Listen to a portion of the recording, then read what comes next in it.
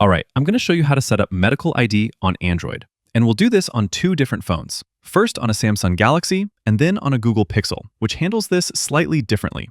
Let's look at the Galaxy phone first. We'll start by going to Settings, and from there, I'll scroll down to Safety and Emergency. On the very top, you'll see Medical Info, and this is where you can set up your medical ID. All this info will be available on the lock screen without having to lock your phone. And the idea is that if you're in an accident or lose consciousness, first responders and the people helping you can check your medical ID and see important info like blood type, allergies, medications you're taking, or even something like a note that you are pregnant.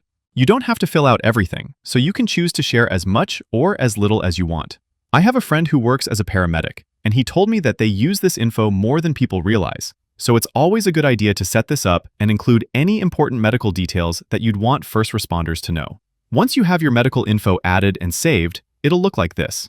I can swipe up on the lock screen and then tap the emergency call button. On the dial screen, I'll see a little medical info button on the bottom right corner, and that will show all the info that I added. If you're using a Google Pixel phone, there's a dedicated app called Safety that holds all this info. I'll open the Safety app, and first I'll go to the Your Info tab on the bottom right corner. From here, I can add my medical information: height, weight, allergies, blood type, all the same stuff that we did on the Galaxy phone. Pixel does have a dedicated pregnancy status here, which my Samsung phone does not have. But I guess on a Samsung, you could put that info in the medical notes section on the bottom if you wanted to. Anyways, that's how you add your medical info on Android phones.